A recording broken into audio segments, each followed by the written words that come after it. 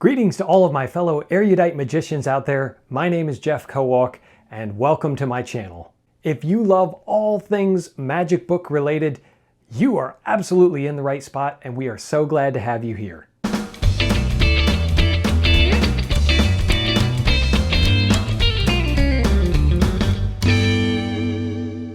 If you love this content, don't forget to click like, subscribe, turn on your notifications so that you won't miss any of our awesome content. Today's review is another golden classic of magic. I am talking about David Williamson's Wonders. This book is absolutely incredible. So I always love to tell the story about how I got a book. David Williamson came to Greenville, South Carolina, my hometown, and lectured back in 2014. He happened right before he came to the lecture to find a whole box of these books in his closet, and so he was selling them there, and I told him I would absolutely take one as long as he autographed it to me. I'm so glad I got it at the time and basically got it at the original price because, as you probably know, these books have become very hard to find. I'm aware this is another one of those books that's out of print, and you're going to have to find one in the secondary market if you want to find one at all, because finding brand new, unopened copies is becoming harder and harder to do.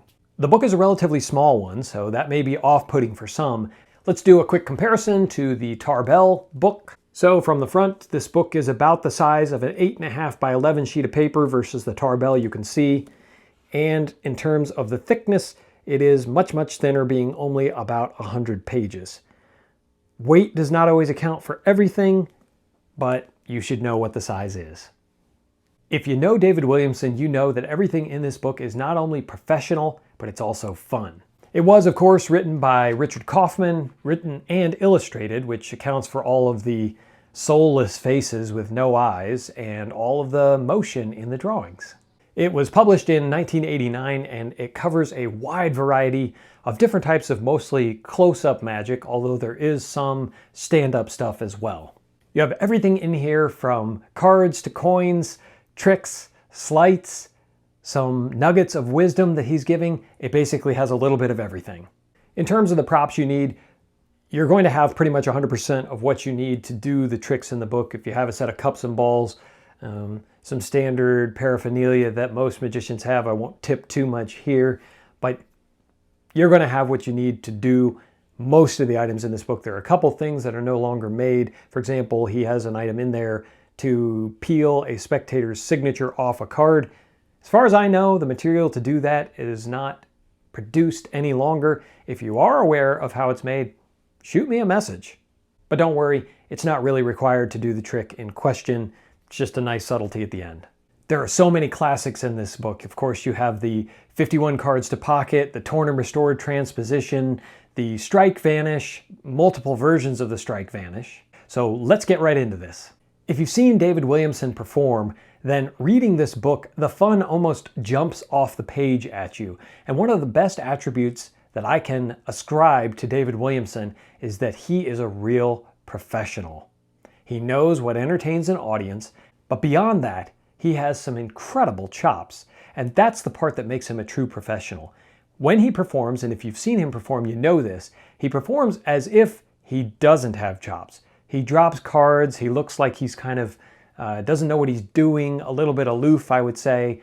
That's simply a character that he's playing. David Williamson is always in control of what he's doing, and there's nothing left to chance. Nothing happens by accident. This isn't going to be a super long review because the book itself is so short, but let me highlight some of my favorite things from this. First off the bat, I want to say that David has an incredible library, and he uses his library in such a way that when you read this book, you're going to want to go to your own library and dig through the gold that you have that he talks about in this book. He does a great job, or with Richard Kaufman, does a great job of sourcing a lot of the tricks, where they came from, some of the older books. And in fact, at the very beginning of the book, David Williamson dedicates it to Henry Hay and thanks him for turning an introverted 12-year-old into what we now know as David Williamson. Let's give a big hand to Henry Hay for that. Again, this is what separates a professional like David Williamson from everybody else, is the way he uses his library. If you look at one of the tricks in the book, the change bag. It's really David Roth's portable hole from Expert Coin Magic, but taken in a different direction. It uses largely the same sleights and has largely the same effect, but David Williamson took the trick and changed the props and changed the routine so that it became more him. And absolutely, when you read it, you could tell this is a perfect piece for David Williamson, and it probably wouldn't play for David Roth anymore. It's that kind of thinking in this book that's really going to help you to understand what you need to be doing with the tricks in your library. Most of the items in this book had their genesis in some other trick that David Williamson read. Some of them he kind of came up with on his own, but in general, there's nothing new under the sun. We're most of the time taking an idea from someone else and maybe mixing ideas to try to come up with something that is altogether, when taken as a whole, new. Like I said, there are so many classics that are taught in this book. This book is not a comprehensive list of everything David Williamson has done. He's gone on to do so many more things even after this book, since it was done in 1989, but many of the classics that he's known for are here. It does not have everything, I will tell you that. Of course, the torn and restored transposition is one of the classics for which David Williamson is known.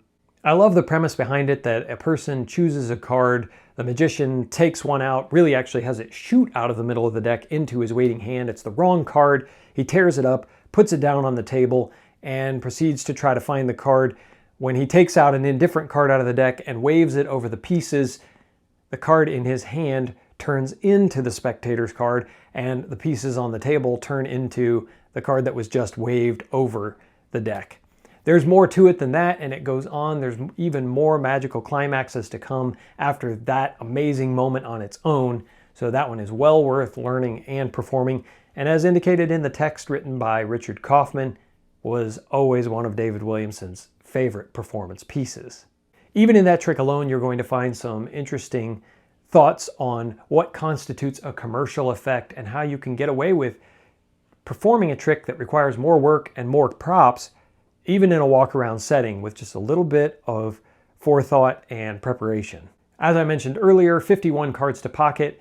The classic is here. Spectator chooses a card and you tell them the card's going to fly to your pocket, but instead the entire deck flies to your pocket and it ends up that you have one card left that you're holding. Now, of course, you're getting the routines, the effects that he performs, but you're not going to get the personality. And so you're going to be taking what he is teaching you, and you're going to have to turn it into something that works for you. We all should be doing this anyway, and there are definitely worse places to start if you're looking for commercial, hard-hitting, relatively easy to do magic. Let me talk for a minute about the difficulty level. This book is definitely for the intermediate plus performer, I'll call it. There are several references to sleights that he assumes that you know, or there are references to books that he assumes that you have. He may talk about click passes or other sleights that you're going to find in books like Coin Magic or Expert Coin Magic, but all of these sleights are well within the grasp of the average performer if they simply put the work into it. I'm certainly not implying that David Williamson is an average performer, not at all. His entertainment value that he can milk from even the smallest routine is incredible, and that's really where his genius lies, I believe. In these 96 pages, there are both quickies and full performance routines. So there's stuff for the dinner table, like his version of a knife through a dinner napkin, and you can have that ready to go with you.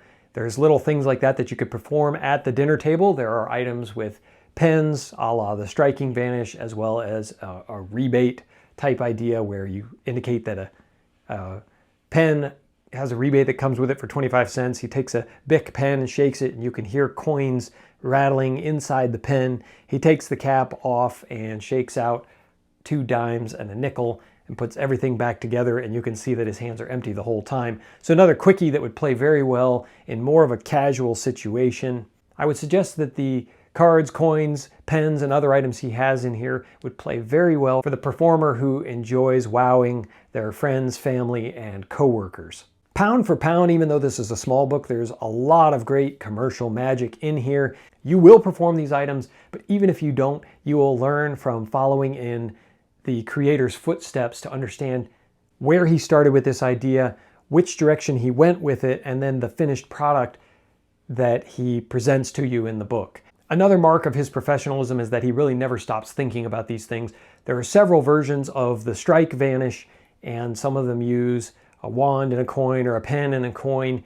And then there's also one that uses a card case with the cellophane and a coin, where you end up knocking a coin with a card box and the coin ends up vanishing inside the cellophane, which is pretty cool. David's knowledge of the old works shines throughout it. He has several references to Edward G. Brown's works. In particular, one of the routines, "He who spelt it, dealt it," is a take on Edward G. Brown's classic trick from the 60s that was published in the 60s. David took it in a slightly different direction, made it, in my opinion, slightly easier to do, and turns it into a classic piece of the spectator as the magician. The magician themselves cannot get the magic to work, but every time they hand the deck to the participant is able to make the magic work. And it just is a beautiful piece of interacting with a participant in magic and sharing that magic moment with them. He also has his take on the world famous 3-card trick, which is really fun and neat. There is a performance of him doing that here on YouTube, and I will try to link to that because you don't want to miss seeing him perform it. I don't know what else to tell you. It's David Williamson, so if you like his performance style and his magic, you're going to want to learn from him, and in particular, having the printed word there. I was fortunate enough to have him autograph my copy, and it was a pleasure to meet and spend a little bit of time with him while he was in Greenville. I like to think that my magic has been shaped by him, and by reading through this book, I've been able to take just that little imprint of what he taught us that night, and then with this book, into my own magic to make it more entertaining. So how much should you spend on this? I know that there are copies going for well over $100. If you can find a copy for between $75 and $100, I would suggest that's a pretty good deal for fall of 2020. Perhaps you'll be able to score something better if you can act quickly and you're looking in the right places. I don't believe that you have to have this book, but I recommend it if you can spare the money and enjoy seeing David Williamson's style of magic. Thank you for liking, thank you for subscribing, thanks for telling your friends about Erudite magic. It means a lot, and as we continue to grow, I'm going to try to continue to pump out content about wonderful, wonderful books, both old and new, that you're going to want to see and know about. So if you have ideas for future episodes, let me know. That's all I got for you right now. As always, if there's anything that I missed, let me know. I am an open book. And until next time, keep reading.